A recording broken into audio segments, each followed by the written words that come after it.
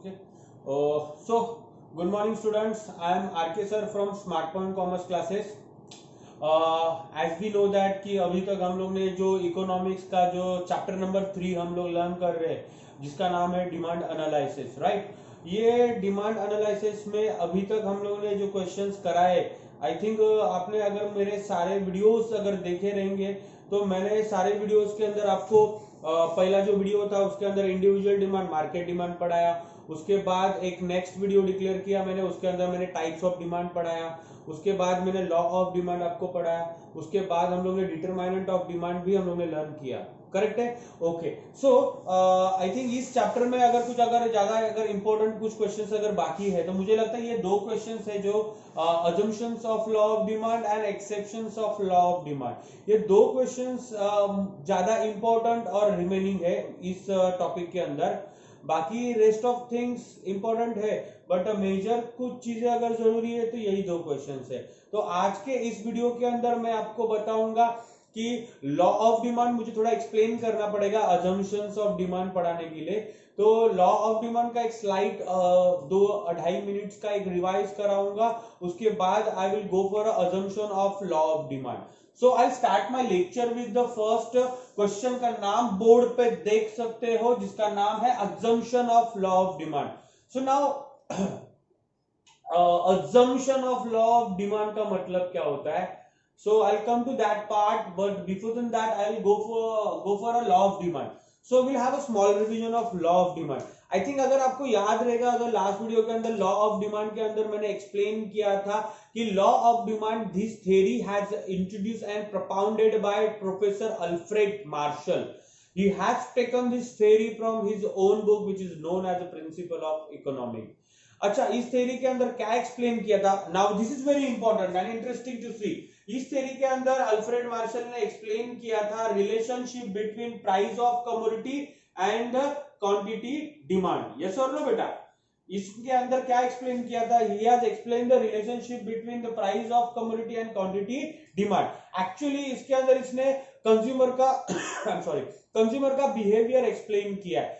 So how consumer is reacted at the different situation, he has explained under this theory law of demand के अंदर। जैसे कि उसने consumer का behaviour बताया है, consumer how it is reacted जब मार्केट में किसी चीज की प्राइस, देखो यू कैन सी हियर बेटा, when the price of commodity ज्यादा होती है तब कंज्यूमर क्या करता है? उस चीज को कम बाय करता है। ये सर ना बेटा, देखो अगर किसी चीज की प्राइस ज्यादा रहेगी, जैसे example you can say here sugar का ले सकते हो, शुगर का प्राइस अगर ज्यादा है तो कंज्यूमर डिमांड कम करेगा।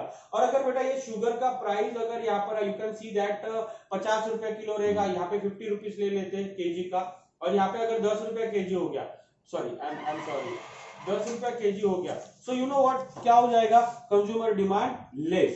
So it means that it's very clear Dr. Alfred Marshall has explained the opposite relationship between price of commodity and quantity demand for commodity. इसने प्राइस और डिमांड का कैसे रिलेशन बताया? बेटा डायरेक्ट रिलेशनशिप नहीं बताया है, इसने इनडायरेक्ट रिलेशनशिप, अपोजिट रिलेशनशिप इसने एक्सप्लेन किया। इसको इंग्लिश में इनवर्स रिलेशनशिप बोलते हैं प्राइस और डिमांड का। तो doctor Alfred Marshall has explain the inverse relationship between price and demand for a commodity. When price of commodity higher, demand for commodity lower, price of commodity lower, demand for commodity higher. So he has explain the inverse relationship between each other. इसने दोनों का एक opposite relationship बताया है। इसको थोड़ा ध्यान में रखना, ये आगे वाले क्वेश्चन में बहुत काम आने वाला है। कौन सा रिलेशनशिप बताया है? Inverse relation. इसको आप क्या बोल सकते हो? Opposite relationship. Either you can say that indirect relationship, either you can say that indirect का मतलब अपोजिट रिलेशनशिप। ये डायरेक्ट रिलेशन नहीं होता बेटा। अगर डायरेक्ट रिलेशनशिप होता तो कैसा होता? प्राइस हायर होता तो बेटा ये डिमांड लोअर नहीं होता, डिमांड हायर होता। अगर इसको डायरेक्ट रिलेशनशिप को क्या बोलते हैं? डायरेक्ट रिलेशनशिप का मतलब होता है जब price of commodity increase, demand for commodities also increase. It is called a direct relationship. But Alfred Marshall has explained the behavior of consumer. Consumer क्या करता है जब किसी चीज की प्राइस बढ़ती है तब उसकी डिमांड कम करता है। इट मींस ये डायरेक्ट रिलेशनशिप नहीं है, ये इनडायरेक्ट रिलेशनशिप है। इसके बाद मैंने स्टेटमेंट्स के अंदर आपको एक पॉइंट आपको याद है तो मैंने बोला था नेक्स्ट वीडियो में उसको एक्सप्लेन करूंगा। Doctor Alfred martial states that other thing being constant, ये अदर थिंग बीइंग कांस्टेंट का मतलब क्या होता है, demand for commodity change, demand change होती है, बट हम लोगों ने देखा था डिटरमिनेंट ऑफ डिमांड क्वेश्चन के अंदर डिमांड चेंज होती है, बट क्या डिमांड सिर्फ प्राइस की वजह से चेंज होती है? नहीं, demand there are so many factors are there जिनकी वजह से डिमांड चेंज होती है, डिमांड सिर्फ प्राइस की वजह से चेंज नहीं होती है। तो ये अदर थिंग बीइंग कांस्टेंट मतलब क्या होता है? तो लॉ ऑफ डिमांड जो थ्योरी बनाया गया है ना बेटा, ये रियल थ्योरी नहीं है, it is not a practical theory. Yes, आपने करेक्ट सुना, जो अल्फ्रेड मार्शल ने जो थ्योरी डिफाइन किया है, ये रियल प्रैक्टिस और रियल लाइफ में इसको अप्लाई नहीं कर सकते, ये एक थ्योरेटिकल थ्योरी है, इसको किताब में ही पढ़ना अच्छा लगता है, इसको जनरल और रियल लाइफ में हम लोग यूज नहीं कर सकते। इसलिए मार्शल साहब ने बोला है कि उनकी थ्योरी जब आप पढ़ोगे तो कुछ चीजों को अज्यूम करना पड़ेगा, समझना पड़ेगा कि वो सारी चीजें नहीं बदलनी चाहिए, because there are so many factors are affecting to the demand, वो फैक्टर्स में चेंज हो जाएगा तो ये law of demand theory applicable नहीं होगा, ये लॉ ऑफ डिमांड थ्योरी भी चेंज होगा। सो इसके बारे में हम लोग को डिटेल में पढ़ना है। ये अदर थिंग बीइंग कांस्टेंट का मतलब होता है जो अदर्स फैक्टर से प्राइस के अलावा, like size of population, income of consumer, taste of consumer, habit of consumer, है ना, सारे सारे अदर फैक्टर्स है, ये फैक्टर्स चेंज नहीं होने चाहिए, ये factors should be remain same, because ये सारे फैक्टर्स चेंज हो जाएंगे तो डिमांड चेंज हो जाएगा। इसीलिए उन्होंने बोला है अदर फैक्टर, ये थिंग के जगह पे you can say that other factor should not be changed, it means other factor being constant, because सारे फैक्टर्स चेंज हो जाएंगे तो डिमांड चेंज हो जाएगी। और इसके बारे में डिटेल्स में आपको बताऊंगा कंटिन्यू करके कि अदर फैक्टर्स कैसे चेंज हो सकते हैं और क्यों चेंज नहीं होने चाहिए, बिकॉज थ्योरी बाद में गलत हो जाएगी। So thank you. ओके, सो जैसे मैंने बताया लॉ ऑफ डिमांड के बारे में आपको थोड़ा सा, तो आप थोड़ा कंटिन्यू करेंगे। ये जो क्वेश्चन आप देख रहे हो बोर्ड पे, जिसका नाम है assumption of law of demand. Now what does it mean by the assumption? बेटा अजम्पशन का मतलब क्या होता है? अज्यूम करना। अज्यूम करना मतलब क्या होता है? किसी चीज को समझो, समझना, that is called assumption. But अब रियल प्रैक्टिस में नहीं होती है, we just have to assume that thing, that is the only called assumption. इसका मतलब और थोड़ा डिटेल में समझ में आएगा। आई नो दैट थोड़ा सा समझने के लिए ये क्वेश्चन ट्रिकी है बट इजी भी है। Okay, so now you can see that ये पॉइंट्स कुछ चालू हो जाते हैं यहाँ से, जो डिटरमिनेंट्स ऑफ डिमांड आपने पढ़ा रहेगा उसके सारे पॉइंट्स यहाँ पे आप डाल सकते हो, बट वो सारे फैक्टर्स थे जो अफेक्ट करते हैं डिमांड की वजह से, वो सारे फैक्टर्स मार्शल बोल रहा है शुड नॉट बी चेंज। वो सारे फैक्टर्स मार्शल क्या बोल रहा है? Should not be change. जैसे कि example, he said that no change in size of population. What he said that no change in size of population. अगर इसका इंग्लिश में मुझे अगर एक्सप्लेनेशन लिखना है तो मैं कैसे लिखेगा? तो size of population, it assume that, I'll start with the beginning only, yeah. It assume that there should not be change in the size of population. मैं इंग्लिश में बोलूंगा, बाद में मैं हिंदी में समझाऊंगा कि stay tuned. तो मैं explanation start कर रहा हूं। It assume that there should not be change in the size of population, because if a size of population is changed, because if a size of population change, law of demand will also change, and law of demand will not applicable. This theory will be not applicable. So ये उसका English में explanation था, because population increase, demand will also increase, and it shows the direct relationship. That's why law of demand theory will be not applicable. बहुत सारे English में explanation मैंने बताया, अभी क्या बोला मैं हिंदी में समझा देता हूँ। क्या था इस पॉइंट का मतलब कि नॉर्मली साइज ऑफ पॉपुलेशन क्या बोल रहे हैं, वो चेंज नहीं होना चाहिए। What he said that there should not be change in size of population. मतलब क्या हो जाएगा, देखो बेटा, if size of population increase, बराबर क्या हो जाएगा, if size of population increase, तो बेटा आप बोलो बेटा पॉपुलेशन जब बढ़ेगा तब डिमांड बढ़ेगी या घटेगी? यस, करेक्ट बोला, जब साइज ऑफ पॉपुलेशन बढ़ेगा तब डिमांड भी बढ़ेगी। इसका मतलब ये देखो, आप एंगल देख रहे हो, ये एरो, ये दोनों एरो एक जैसे ऊपर जा रहे हैं, ये ऊपर जा रहे हैं ना बेटा, ये क्या शो कर रहा है मालूम है क्या?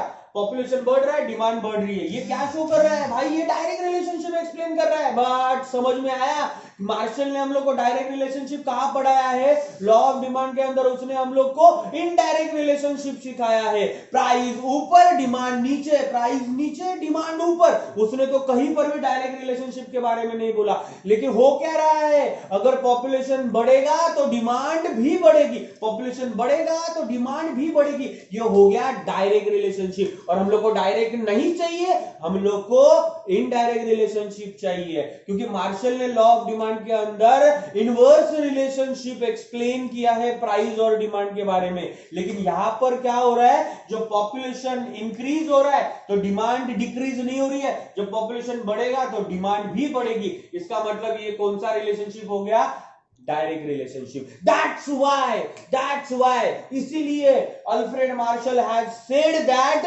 No change in size of population, इसलिए उसने क्या बोला, no change in size of population, because if size of population change demand will also change, size of population increase demand will also increase, and theory of law of demand will be not applicable.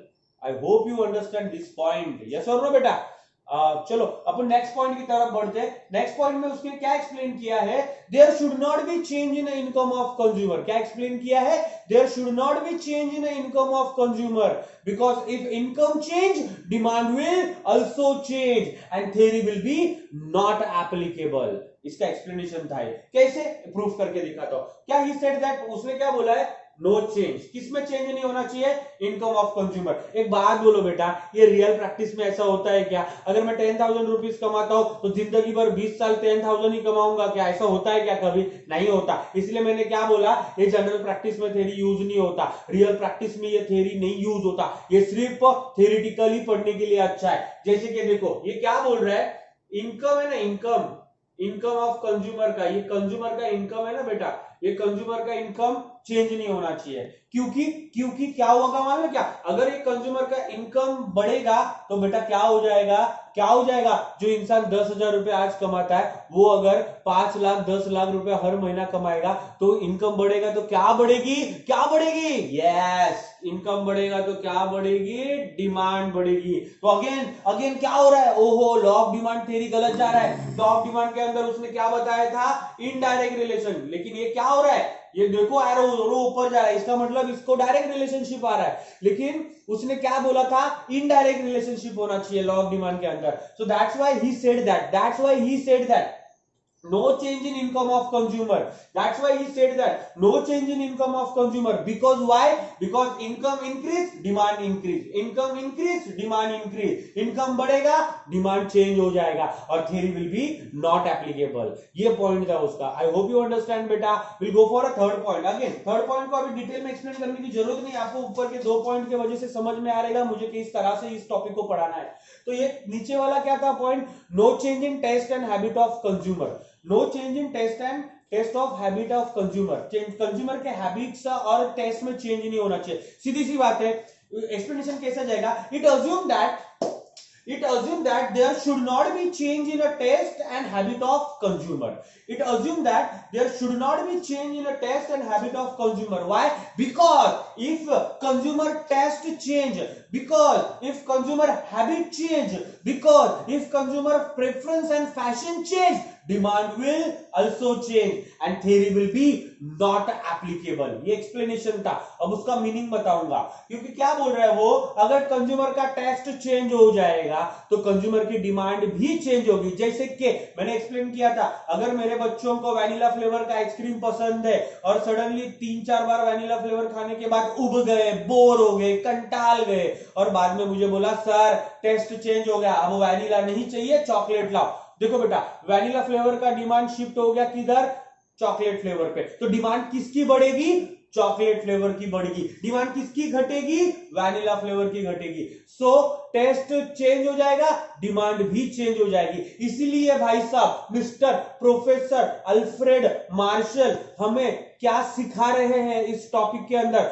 भाई साहब वो बोल रहा है कि no change in taste and habit of consumer, because consumer का taste change हो जाएगा, उसकी हैबिट चेंज हो जाएगी तो डिमांड भी चेंज हो जाएगी और law of demand theory will be not applicable. इसलिए बोला गया है assume that should not be changed, right? Okay, now point number 4। point number 4 भी बहुत सिंपल जाएगा। उसने क्या बोला है, no change in expectation of future prices. इसका एक्सप्लेनेशन भी कुछ इस तरह से बनेगा, मैं हर पॉइंट का एक्सप्लेनेशन बता रहा हूं बाबू, आपको टेक्सचुअल की नोट्स की जरूरत नहीं है।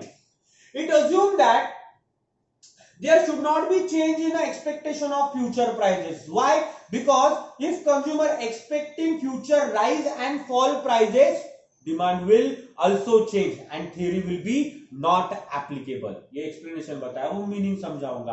What he said that assume करो कि भाई फ्यूचर एक्सपेक्टेशन प्राइसेस चेंज नहीं होने चाहिए। अगर कंज्यूमर अगर एक्सपेक्ट करेगा, जैसे कि आज ओनियन 20 रुपीज केजी है और मैं एक्सपेक्ट कर रहा हूं कि आगे जाके 40 रुपीज केजी होने वाला है, या बढ़ने वाला है, या फिर कम होने वाला है, या 20 का 10 होने वाला है, या 20 का 40 होने वाला है। सो वो जो फ्यूचर का थॉट्स है चेंज होने का, उसकी वजह से मेरा प्रेजेंट डिमांड अफेक्ट हो जाएगा। हाँ सर कैसे? देखो ना बेटा, अगर आज ओनियन 40 रुपीज केजी है और मैं सोचता हूं कि फ्यूचर में जाके 20 होने वाला है, तो मैं आज डिमांड करेगा, प्रेजेंट में डिमांड करेगा? नहीं, my present demand will be affected. बराबर, present demand will be affected. इसलिए मिस्टर प्रोफेसर अल्फ्रेड मार्शल उसने क्या एक्सप्लेन किया है? It assume that there should not be change in future expectation of prices, because consumer अगर future के expectation करेगा future में प्राइस बढ़ेगा या घटेगा तो प्रेजेंट डिमांड अफेक्ट होगा और theory of law of demand is not applicable. 4 points will be covered. चारों पॉइंट कौन से थे? No change in size of population, no change in income of consumer, no change in taste and habit of consumer, and no change in expectation of future prices. Because ये सारी चीजें बदलेगी तो demand भी बदलेगी, इसलिए मार्शल बोला it assume that it should not be change. Okay, so we'll go for a point number 5 and point number 6 together. So as we know that कि हम लोगों ने देखा है ऑलरेडी डिटरमिनेंट ऑफ डिमांड के अंदर सब्स्टिट्यूट गुड्स और complementary goods क्या होता है। तो सब्स्टिट्यूट गुड्स का मतलब होता है in place of another goods. जैसे कि एग्जांपल मैंने आपको सब्स्टिट्यूट गुड्स का दिया था T and coffee and thumbs up and Pepsi का। सो हाउ इट, वो क्या बोल रहे हैं मिस्टर मार्शल? तो मिस्टर मार्शल ये बोल रहे हैं कि there should not be change in the prices of substitute goods and complementary goods। मैं दोनों पॉइंट को कंबाइन करके पढ़ा रहा हूँ। So explanation will be remain same for both the points, right? Point number आप 5 और 6 का explanation दोनों same रहेगा बेटा। So what Marshall is going to be say? He said that कि there should not be change in the prices of substitute goods and complementary goods. If prices of substitutes and complementary goods change, demand will also change and theory will be not applicable। ये उसका English में explanation है और reason भी अगर add कर सकते हो एग्जांपल लिख के। कैसे? सो वो क्या बोल रहा है कि प्राइसेस सब्स्टिट्यूट गुड्स के चेंज नहीं होने चाहिए, कॉम्प्लीमेंट्री गुड्स के चेंज नहीं होने चाहिए, बिकॉज अगर इन दोनों के प्राइसेस अगर चेंज होते तो डिमांड चेंज हो जाएगी और थ्योरी गलत हो जाएगी। सो फॉर दैट एग्जांपल दे सकते हैं टी एंड कॉफी का। ये सब्स्टिट्यूट गुड्स का एग्जांपल है। जैसे कि टी एंड कॉफी के प्राइसेस 10 रुपीज है और कॉफी का भी प्राइस कटिंग का 10 रुपीज है। ओके, सो सडनली क्या हो जाएगा? टी के प्राइसेस अगर बढ़ जाएंगे, तो प्राइसेस किसके बढ़े? देखो प्राइस किसके बढ़े हैं? टी के 10 रुपीज टू 20 रुपीज हो गया और कॉफी का price as it is remain same. Now you can see that on the board कि टी के प्राइसेस बढ़ जाने की वजह से डिमांड किसकी बढ़ जाएगी? कॉफी की। करेक्ट है ना बेटा? टी के प्राइसेस बढ़ जाने की वजह से डिमांड किसकी बढ़ जाएगी? कॉफी की। तो बात समझ में आया बेटा? सो इसीलिए मिस्टर मार्शल इस बोल रहा है कि prices of substitute good should not be change, because if it is change demand will also change. और आप सेम थम्स अप और पेप्सी का भी एग्जांपल ले सकते हो, बिकॉज अगर थम्स अप और पेप्सी अगर 200 मिली का 10-10 रुपए में आता है, लेकिन सडनली पेप्सी 200 मिली का 10 रुपए का 20 रुपीज हो जाएगा, तो डिमांड किसकी बढ़ जाएगी? थम्स अप की बढ़ जाएगी। बट मतलब प्राइस थम्स अप की बढ़ रही है, सॉरी पेप्सी की बढ़ रही है, प्राइस पेप्सी की बढ़ रही है, डिमांड किसकी इंक्रीज हो रही है? थम्स अप की। देखो डायरेक्ट रिलेशन, डायरेक्ट हम लोग को डायरेक्ट नहीं चाहिए, हम लोग को इनडायरेक्ट चाहिए। तो समझ में आया? तो उसने बोला है कि प्राइस ऑफ पेप्सी के बढ़ने के वजह से डिमांड थम्स अप की बढ़ रही है, तो इसीलिए भाई साहब बोल रहे कि prices of substitute goods should not be change, because prices substitute goods के चेंज हो जाएंगे तो डिमांड भी चेंज हो जाएगी। इसलिए it assume that there should not be, explanation में डालना बहुत जरूरी है, it assume that there should not be change in price of substitute good, because if a price of substitute goods change demand will also change। add example कर सकते हो, if the rise in the price of tea demand shifted to coffee। thanks। Next point upon continue करेंगे complementary goods का भी। सो complementary goods का भी example इस तरह से ही आएगा, पॉइंट नंबर 6 की तरफ बढ़ रहा। It assume that it assume that there should not be change in the prices of complementary goods. It assume that there should not be change in the price of complementary goods. If price of complementary goods change, demand will also change and law of demand theory will be not applicable. ये explanation सब जगह पे आप put कर सकते हो, easy है ना explanation. अभी example add कर सकते हो. Example you can say that car and petrol. अच्छा, कार एंड पेट्रोल. बेटा कार के प्राइसेस अगर बढ़ जाते हैं, मेरे को एक बात बोलो, अगर सडनली कार जो मिल रही है 5 लाख की, वो सडनली अगर कार 10 लाख की हो गई, राइट, कार के प्राइसेस बढ़ जाने के वजह से डिमांड किसकी कम हो जाएगी बेटा? कार के प्राइस बढ़ जाने की वजह से डिमांड किसकी बढ़ जाएगी? सर कम हो जाएगी, पेट्रोल की. करेक्ट है ना बेटा? इसका मतलब क्या हो गया? कार के प्राइसेस बढ़ जाने लेकिन डिमांड किसकी चेंज हो रही है? पेट्रोल की, राइट. सो ये डिमांड चेंज हो रही है बेटा. डिमांड किसकी वजह से चेंज हो रही है? कॉम्प्लीमेंट्री गुड्स की वजह से चेंज हो रही है. कार के प्राइसेस बढ़ जाने की वजह से पेट्रोल की डिमांड घट रही है. सो ये हो गया अपना थोड़ा पॉइंट नंबर 6. तो एक्सप्लेनेशन में सेम आपसे ही लिख सकते हो. It assume that there should not be change in the prices of complementary goods because if prices of complementary goods will be change, demand will also change. तो example के अंदर आप कार का एग्जांपल लिख सकते हो, राइट. तो car का एग्जांपल आप ऐड अप कर सकते हो कार एंड पेट्रोल का. सो नेक्स्ट पॉइंट नंबर 7 के अंदर हम लोग जाएंगे. No change in a government plan and policy because government plan policy change, taxation change, demand will also change. Government ने टैक्स बढ़ाया, प्राइस बढ़ जाएगी, डिमांड चेंज हो जाएगी, राइट. तो इसीलिए बोल रहे हैं कि बेटा no change in a plan and taxation policy of a government. It assume that there should not be change in a government plan and taxation policy of government because government taxation policy change, demand will also change and theory will be not applicable. Second last point के अंदर आप देख सकते हो, he has said that कि there is no change in a weather condition. There should not be change in a weather condition. जैसे कि it assume that there should not be change in a weather condition because if climate condition change, if it is weather condition change, demand will also change. जैसे कि example अभी मई month चालू है, आप देखोगे rainy season जून से चालू हो जाएगा. अब मेरे को बोलो बेटा रेनी सीजन में किस चीज की डिमांड ज्यादा होती है? रेनी प्रोडक्ट की, जैसे कि रेनकोट, अम्ब्रेला, राइट. अभी उसके बाद सितंबर अक्टूबर के बाद क्या चालू हो जाता है? विंटर. नवंबर दिसंबर में विंटर में कुछ चीज की डिमांड हो जाती है, वुलन क्लोथ की डिमांड चेंज हो जाती है. मतलब वेदर चेंज हो जा रहा है, डिमांड चेंज हो रही है. वेदर चेंज हो रहा है, डिमांड चेंज हो रही है. तो रेनी सीजन में डिमांड रेनकोट की, अम्ब्रेला की है. विंटर सीजन में डिमांड वुलन क्लोथ की है. तो इसका मतलब क्या हो रहा है? वेदर चेंज हो रहा है, डिमांड चेंज हो रही है. लेकिन भाई साहब को तो ये नहीं चाहिए ना, मार्शल को ये नहीं चाहिए. मार्शल साहब बोल रहे हैं कि भाई should not be changed. It assume that weather condition should not be changed. आपने देखा because rainy season to winter season हो जाएगा, सीजन चेंज हो जाएगा, वेदर कंडीशन चेंज हो जाएगी, क्लाइमेट चेंज हो जाएगा, डिमांड फॉर प्रोडक्ट भी चेंज हो जाएगा. इसलिए भाई साहब सब बोल रहे हैं चिल्ला चिल्ला के भाई no change in so, no change in so, no change in so. अभी तक मैंने आपको इस assumption of law of demand के अंदर 8 पॉइंट पढ़ाए. तो उसके अंदर पहला पॉइंट था no change in size of population because size of population बढ़ेगा, डिमांड चेंज हो जाएगी. उसके बाद दूसरा पॉइंट था income of consumer should not be change because income of consumer change, demand will also change. तीसरा पॉइंट था taste and habit of consumer because taste change हो जाएगा, कंज्यूमर की डिमांड भी चेंज हो जाएगी.